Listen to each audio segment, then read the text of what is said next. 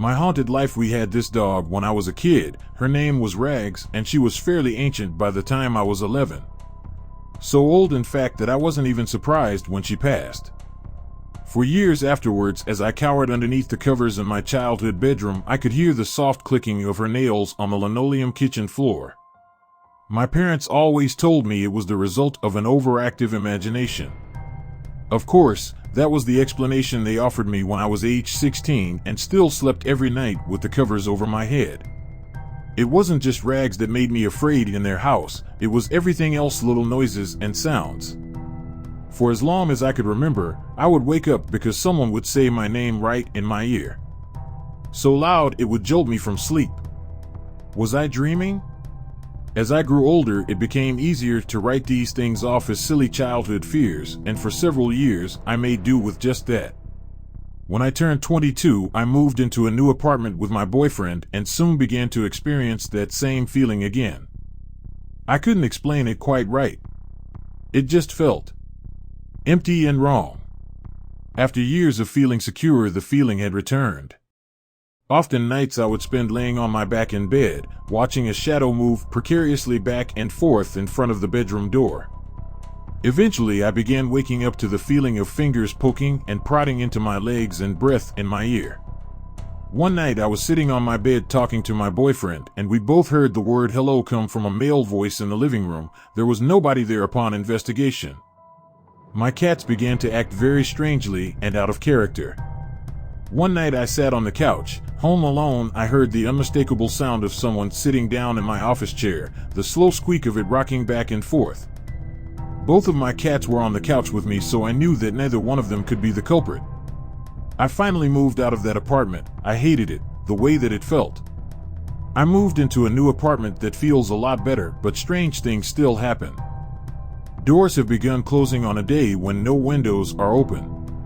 Not even closing, but slamming shut as I walk by them. One night I woke up and I could swear I saw a little boy standing at the foot of my bed. One morning my boyfriend reported that the night before he'd woken up and he thought I was kneeling at the foot of our bed, but when he turned to look at where the empty space should be, I was laying there sleeping.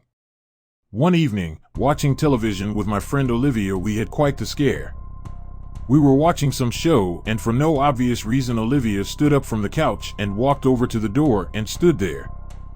She simply stood there and continued watching TV. 2 seconds later, a loud bang echoed from the wall right behind where she had just been sitting. To this day, she can't remember why she stood up and walked across the room. So I don't know. Am I haunted, or is it just the results of an overactive imagination? Life in the country. In 1999, my family moved out into the country outside of Merkel, Texas. My little brother came along a few months later. Actually, he's the reason we moved out there. We'd been living in a cramped apartment, and my stepfather always wanted to live in the country.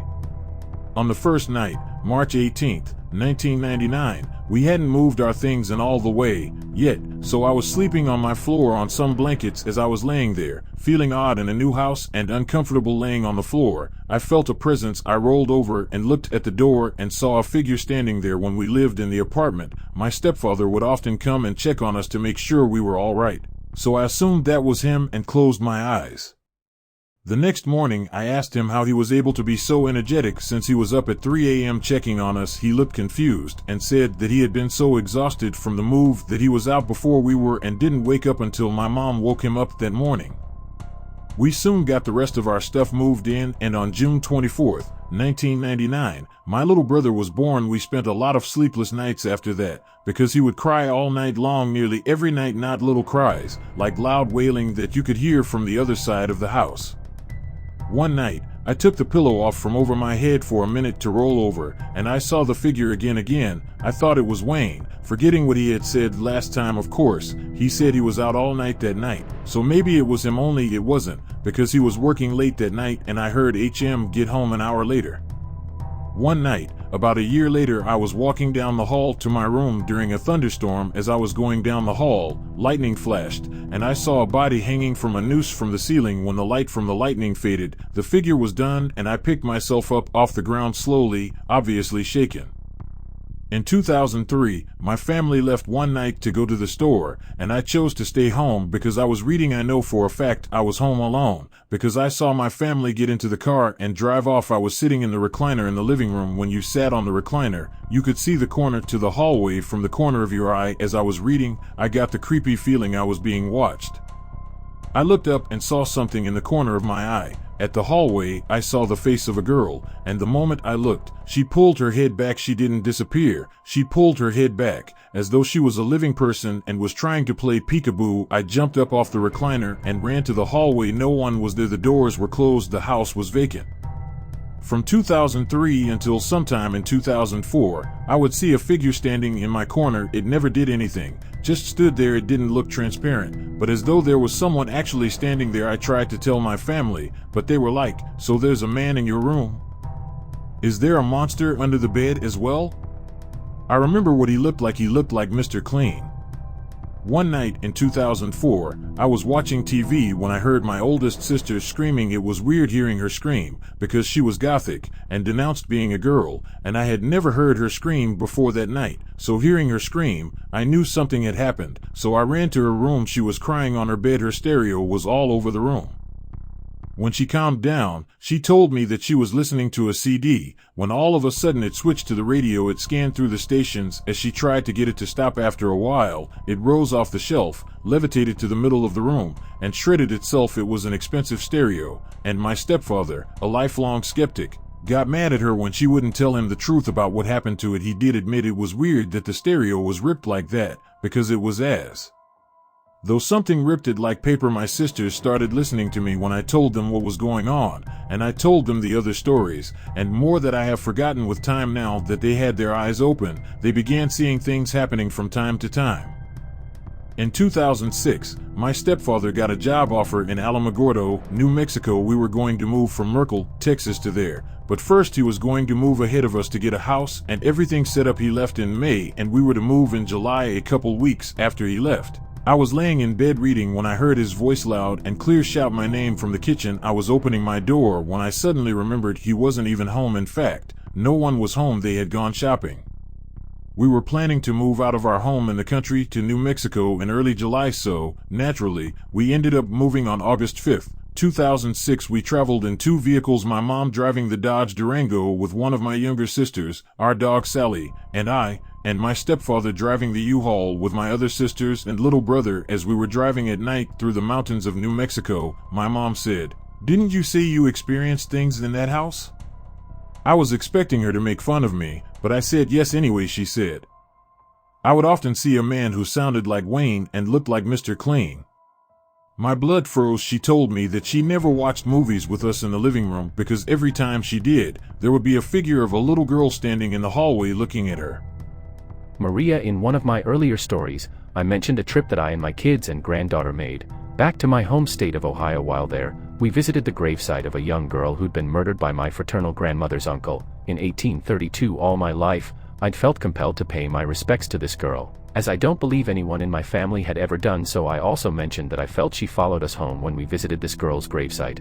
I figured I'd never get to go back, so I took a little piece of slate. This was before I'd done any research, and found out that you shouldn't take anything from someone's grave, so don't go there. LOL. She has a brand new marble headstone, as the original had been vandalized and even stolen a few times. The caretaker has placed the original in the town hall anyway. Some of the pieces that were broken from the original are still around her new one. When we lost the house and had to move, we would go back occasionally to check on it and make sure everything was still okay. No homeless hanging out, etc. Well, every time we went I would go through and check all of the cupboards, closets, medicine cabinets, etc. Just in case I missed something. There was a cupboard above the toilet in the master bath that had a small shelf under it, and there was never anything on it. Also, there were hooks along the wall, under the window where we could put stuff, and when we'd come back from Ohio, I had hung my jacket there, with the stone in the pocket of it. It hung there for a hell of a long time, and when we moved, I washed all of the stuff in there before I packed it, and yes, I checked the pockets, but the stone wasn't in it. I thought I had put it in my jewelry box, and didn't think about it again until after we'd been moved for a few months. One day, for some reason, that little stone was on my mind, and I wondered what had become of it. So I searched through everything I own, jackets, purses, jewelry boxes, and it was nowhere to be found. Needless to say, I was really upset with myself for losing it. We'd found out that morning that the house had been sold, so we went back to check on it one last time. I went through my ritual of checking everything, and Brandon and I were in the master bedroom. We both went into the master bath, and when I went to look in the cupboard above the toilet, there on the shelf was that stone, absolutely no dust on it, and when I picked it up, no mark in the dust below it like it had been there for a while. Understand that this is just a little flat rock, and nobody would think it was valuable enough to place there for safekeeping. If someone had found it on the floor, they probably would have thrown it away. Poor Brandon. When I realized what I had, I picked it up and started shaking it at him, saying, "Do you know what this is? Do you know what this is?" He has the funniest, confused looking face, lol. So I told him, and he was like, "What the hell?" Now, I really have tried to discount that experience as merely odd and coincidental, but let me go on. I had a few months ago built this stone into a pendulum, and I've had some great results from her, so when we went to Alcatraz, I planned on taking her with me, to help in protection, etc. The night before, I told her I was going to take her. She answered yes. I asked if she was excited to go. She swung yes, but very, very slight. So I said, "Well, you seem hesitant though," and she answered yes in a full-on swing. I told her she'd be fine, and I was going to wear it around my neck. In the morning, we got ready and I placed her around my neck. I checked a few times to make sure she was still there, and she was. We rented a car to drive to Bakersfield to catch the train to San Francisco. About halfway there, I had to pee and smoke, so we stopped at a Jack in the Box in Baker, California. When I got to the restroom and sat on the toilet, I discovered that she'd slipped out and was gone. I was devastated. I looked in the toilet, and retraced my steps from the car, looked all inside the car, all around and under the car, and nothing. So I thought she was probably home, in the driveway, or in the bathroom. My daughter Chrissy had sat with our dogs, and she'd said she cleaned and vacuumed, and I asked her if she'd found a little flat stone. She said no. The next day I looked in the driveway, the bathroom, the closet, got down on my hands and knees and checked around my computer. I checked the furniture, even stuff I hadn't sat on for a while, the bed, under the bed, essentially every place I could think of. No stone. I reluctantly allowed myself to believe that she was gone for good. However, it didn't stop me from asking her to come back. Last Monday, September 26th, I was sitting at my computer and my husband went to get a pop out of his cooler, which is on the dresser by my computer. He bent over, picked something up and put it on my desk and said, "What's this thing?" Yep, you guessed it. There she was. She, evidently, did not want to go to Alcatraz.